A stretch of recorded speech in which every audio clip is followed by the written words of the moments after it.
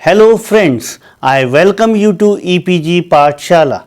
My name is Dr. Amit Katoch and I am working as Assistant Professor in University Institute of Hotel and Tourism Management of Punjab University. Dear students, I would be taking the module on air cargo, concept, meaning, terminologies, evolution and importance under the paper Cargo Operations and Management. After completing this module, the students will be able to learn about past and present of air cargo in Europe, air cargo in USA, major players with different business models, service or network attributes, viable benefits of air cargo and demand of air cargo. Firstly, I will discuss about the history of air cargo and present scenario. Mail was sent through balloons, airship and pigeons before the invention of aircrafts. On 7 November 1910, the first cargo was carried by an aircraft. It happened from Dayton to Columbus, Ohio and carried few dash of silk which were transported by air. In 1911, which was after 1 year of first cargo carried by aircraft, experimentation with the movement of mail was declared. The following year in 1911, the first official air mail flight fall out. In United States, the regular air mail service started in 1914, though in Germany, the first official air mail flight occurred in 1912. The first route of contract air mail came into existence on 7th October 1925 from US Postal Service to cover all the areas and the points that have been destined. Just for example, contract air mail 1, that is CAM 1, took a flight from New York to Boston and was checked or supervised by Joan Tripe. The majority revenue of airlines, about 85% in 1931, was from the contracts of domestic air mail contracts, while 14.8% was from the passenger services and a meager 0.2% from the freight services. If it would not have been the postal service contract air mail routes, it would have led to the vulnerability of US commercial aviation. The World War II contributed immensely to the development of air industry due to large carriage of freight to support war. For example, 6,50,000 tons of cargo was transferred between India and southern China from the year 1942 to 1945 to support the nationalist Chinese. In later years, the largest airlift occurred in the history to support the impeded city of Berlin. Later time frame, door-to-door services were initiated in 1868.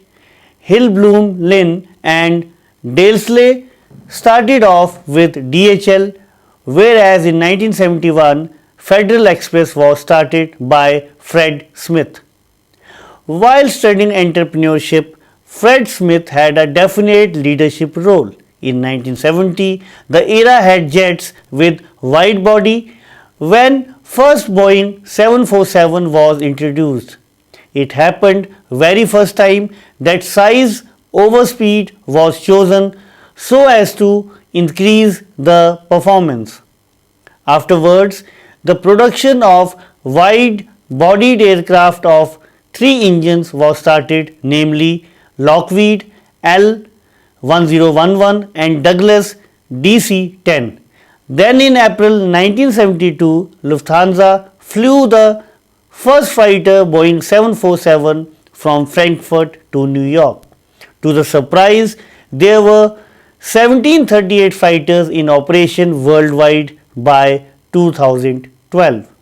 The air cargo planes can be categorized in different ways. the 37% large wide-bodied aircraft which are less than 80 tons, 36% medium wide-bodied aircrafts which are 40 to 80 tons, and 27% standard wide-bodied aircrafts which are larger than 40 tons. On the other hand, increase to at least 3,200 airplanes by 2031 was the world fleet's demand. Now I will discuss about Europe air cargo. Aviation led to growth at the end of World War I. Civil in Europe, the first cargo only air company was planned and began its services between Paris and France in July 1919. In 1928, Lufthansa started with air freight services. In 1900s, Netherlands, France and Great Britain had colonies that presented their government trusted and rapid connections all over. But the study made in Britain resulted in that the smaller companies are not economically fit to attain the goal in order to connect the air transportation network. Therefore, the small companies decided to merge and formed Imperial Airways Limited. Imperial Airways soon started transporting goods and other services in and fro from destinations like Sydney, Basra, Cairo and Delhi to London Croydon Airport. After World War II, the Airways tie-up with the British Airways Limited to introduce the new airline which was named as British Overseas Airways Corporation, forerunner of present British Airways. Governments in Europe took cargo as of national priority and reign, and therefore the privatization got cancelled and eventually got nationalized. Now I will discuss about USA air cargo. The practical demonstration of air freight occurred in 1910 in USA. From Dayton to Columbus, Ohio, they transferred the full dash of silk by air. In July 1918, US Army initiated the first air mail service, which was a great initiative. Service of US mail got launched, which was between New York City and San Francisco. The time taken in one direction was 34 hours and 45 minutes and 32 hours and 21 minutes by the other. This all led to the growth of the air industry, which resulted in transportation of the mails to the different parts of the world. It crossed the limit from 7 lakh mails to more than 22 million. The air industry took up to a new level in USA. It was then in 1926 and 1934 that things changed rapidly. USA became largest in the world in terms of the air transportation by providing services in terms of more than half of the passengers trip and 1/3 of mail transport. It all came into exist due to the act formed, that is Air Commerce Act, released in 1926, which was the starting point of the air cargo system. It allowed the rules and regulations and guidelines regarding the following, that is license of pilots, to keep a check regarding the air traffic, to assure the role of airports nationally. US started off with a new cargo services on December 23, 1940. United Nations initiated aircraft Douglas DC-4, which used to send mails from New York to Chicago, but the route got cancelled within few months.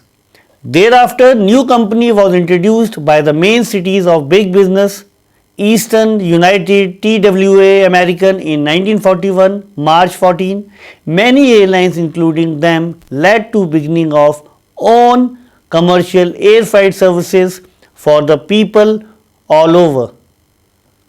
President Roosevelt organized an international conference after actualizing the importance of air industry after World War II. This conference was hosted in 1944, which included all the principles and rights regarding civil aviation. This was eventually named as Chicago Convention, which was created by ICAO with the conclusion, that is, standard access to the air navigation to sustain the rights of the country in order to safeguard the interests of their own in providing the rights of landing the cargo. In 1940s, market of air freight was controlled by carriers indulged in constituting passenger service. The airlines that were formed, such as Air Cargo, was basically tensed that small time operators like Flying Tiger Line and Slick Airways would undermine the mercantile aviation sector by proposing low rates and providing irregular services. By the end of 1940s, the small scale operators, the carriers which were already established, and the Civil Aeronautics Board of Government fenced that how to grant contents and proper rates that has been set. 4 all freight airlines were permitted by CAB in August 1949. CAB permit for to function Air News, US Airlines, Flying Tiger and Slick. Slick Airlines and US Airlines went bankruptcy, which led to the ruination of the companies. Another company which came into being with them was Slick Airways. It had moderate growth during its time period, but eventually got shut due to the inability of the services. It didn't get the government support and contribution for the airlines, which resulted in its end. There was another company, namely Flying Tiger, which attained comparatively good enough being a competitor itself. It earned about $20 million annually. The success behind was imputed to its business model and have broadened its market share as well. The air freight business was overturned by a new airline in 1970s. The company was none other than FedEx, which was owned by the chairman Fred Smith as its CEO. Overnight delivery service was main imagination which had at that moment. According to him, he already sensed the opportunity presented by the service of transportation of cargo that will eradicate the need to combine passenger traffic along with freight. According to his opinion, cargo delivery was slowed down because of this only. The headquarters were set up in Memphis, Tennessee by the director who launched Mr. Smith. With all his efforts and hard work, the hub for his exclusive freight air delivery service was now Memphis International Airport. One of the most crucial factors was to deliver the next day with full guarantee. In 1983, FedEx noticeably earned great revenues of $1 billion. It was a matter of surprise for the company, who had been in the business for only 10 years and earning the extraordinary amount. Now it is one of the largest overnight delivery companies in US. Air Cargo reckoned for values of 7.4%, 0.1% of the weight and 0.3% of the ton miles of activity of commercial freight in US in 2002. Although this share is comparatively low, air freight plays a particularly integral role in moving freight quickly over long distances. In fact, the majority of freight tons moved by air is transported 750 miles or more. It has directed towards the growth of demand for the air cargo services. It had been possible only due to globalization of trade, enhancement of the advanced techniques, and air transportation becoming a part of our daily lives. Now I will discuss about different business models, that is major players in cargo. It includes the incorporated, flat tops and non-incorporated services. It initiates with the process which involves the transportation of goods with the help of air. When the commencement of the shipper is done with the freight forwarder, door to door entire transportation chain is fixed up by the forwarder. The company for freight forwarding is accountable for managing all sections of transportation, that is road, rail, air or sea, preparing and processing the important documents to ascertain conformity with all legal requirements as well as the custom requirements, and counsel the shippers on and fixing up the packaging of goods which have been transported or will be. Freight forwarders depend on carriers for the physical movement of goods and are typically non-asset based. They may undertake with trucking companies for road feeder services to go about the freight between the shipper and the airport. All the goods and all the documentation are given to the airline handling provider at the airport itself. After assessing the freight and observing that it is ready for the carriage, the handling company allows the containers and builds pallets and further delivers it to the airplane and loads them in it. The air cargo carrier is charged for the airport to airport transfer of goods. Carriers can be of two different types, which may include all cargo operators or can be both carrying passengers and cargo. When it reaches the destination, the carrier makes air freight accessible to the forwarder's delegate for road feeder service to the recipient of the goods. Once it is delivered to the recipient, the supply procedure is finished. The part of mediators plays a crucial role during the process of supply of the air cargo, as every step is dependable on the previous one. Cargo only carrier. They are the passenger aircraft which have been converted for cargo operations, and they are often fly freighters. There is no seat or windows in the main cabin of freighters. The doors are larger than aircraft door and have been configured for passenger service and reinforced floors. Heavy items are loaded with the help of rollers which are fitted there and help in facilitating. Hinged tails or noses are there in many modern freighters which help in straight-in loading of large items. Wide body airplanes are operated by cargo only carriers, generally from one major airport to another.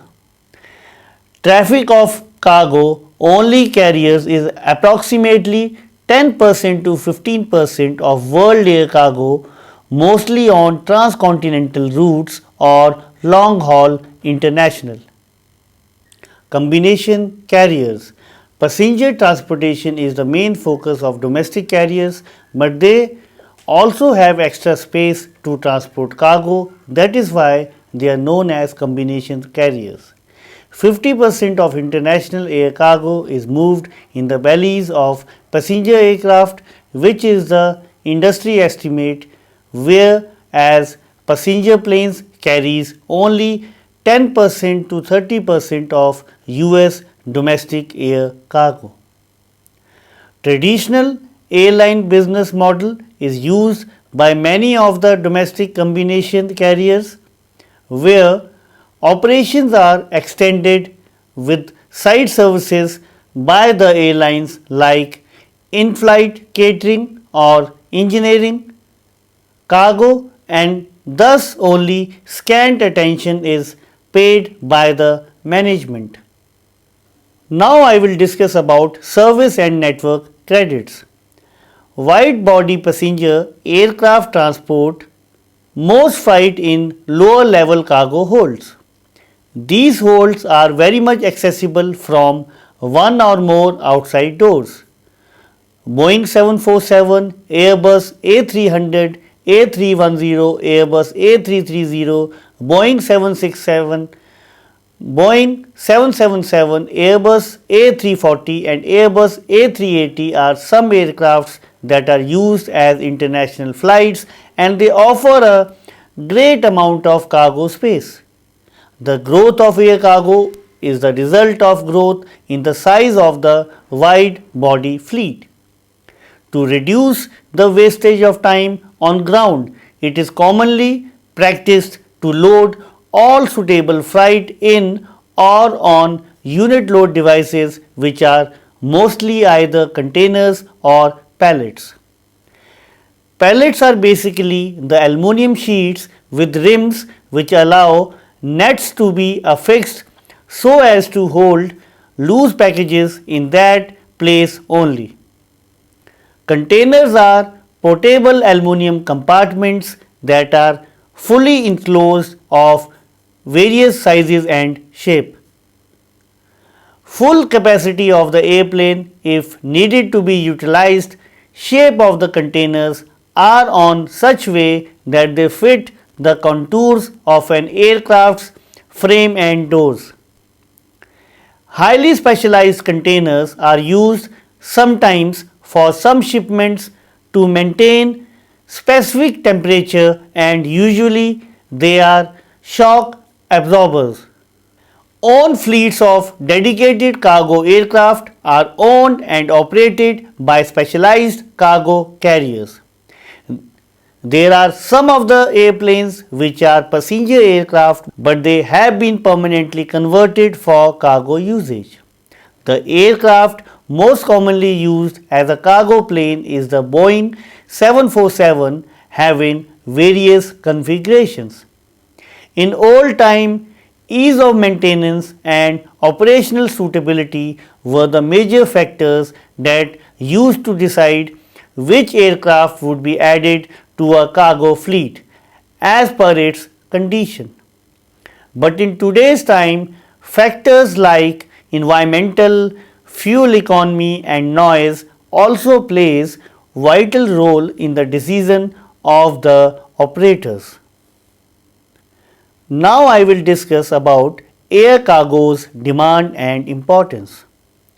Founder of Virgin Atlantic Airways was Sir Richard Branson. He concluded his business of aviation by saying that if you want to be a millionaire, start with $1 billion and open an airline company, and very soon you will be a millionaire.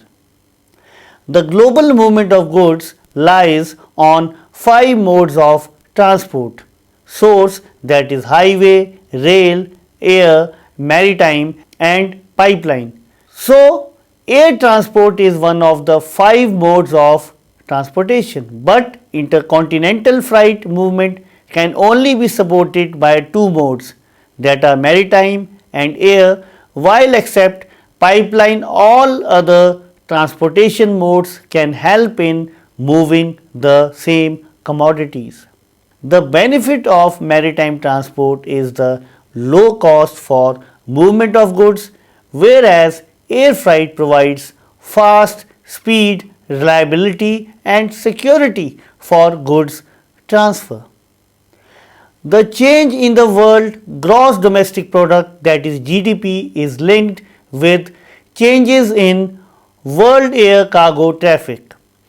Annual forecast of Boeing 2012 from 1987 to 1997 states that an average rate of 7.1% annually demand for the transfer of goods through air cargo worldwide. But this growth level have dropped after September 11, 2001 to an annual growth rate of 4.1% as per the report suggested.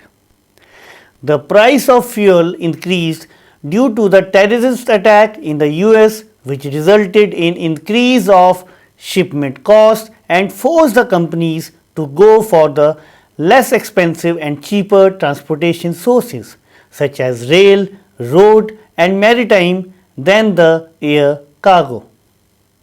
In the recent years also, aviation industry has gone through tough time as the fuel prices increase led to additional financial pressure.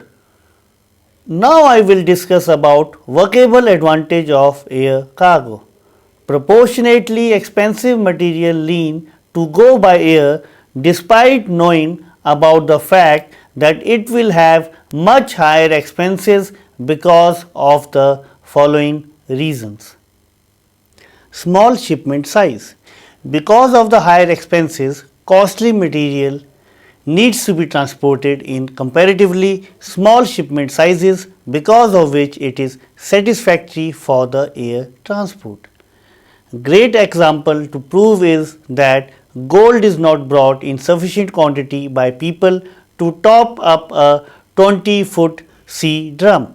Instead, less expensive than gold, electronic items, instruments, knowledgeable machines of industry and other expensive materials also lean to be packed closely and tightly. Cost of listing or recording. As air cargo operations can provide a shipper the comfort of high speed, regular and proper supply of goods, record levels can be decreased. The speed of air cargo led producer to transfer goods or material at their customers' end in very less time instead of having large warehousing facilities for the operations. By minimizing the record levels, company can earn more money. Security. All the expensive materials need more security from various factors like loss breakage or theft than cheaper goods or materials. Aircraft mostly provides the fastest way of transferring as well as it is the most securable way of transferring cargo goods from one destination or point to another destination or point. Capacity cost. Expensive material requires high amount of investment and charge high cost of interest on their possessor. So the time savings attained with the help of air cargo is for sure more valuable when expensive goods or materials are indulged. So we conclude this all, we can understand that air helps in providing the benefits of speed, reduction of inventory cost, reliability and security. Now I would summarize the whole module. Mail was sent through balloons, airship and pigeons before the invention of aircrafts. In 1970, the era had jets with wide body when first Boeing 747 was introduced. It happened very first time that size over speed was chosen so as to increase the performance. Afterwards, the production wide-bodied aircraft of 3 engines was started, namely Lockheed L1011 and Douglas DC-10. Then in April 1972, Lufthansa flew the first freighter Boeing 747 from Frankfurt to New York. Aviation led to growth at the end of World War I in Europe. Though the practical demonstration of air freight occurred in USA, President Roosevelt organized an international conference after actualizing the importance of air industry after World War II. This conference was hosted in 1944, which included all the principles and rights regarding civil aviation. This was eventually named as Chicago Convention, which was created by ICAO and brought a strong change in the global air regulations and facilitated international air travel. The intercontinental freight movement can only be supported by two modes, that are maritime and air. The benefit of maritime transport is the low cost for movement of goods, whereas air freight provides fast speed, reliability and security for goods transfer. The change in the world gross domestic product, that is GDP, is linked with changes in world air cargo traffic. Thank you and have a great future ahead.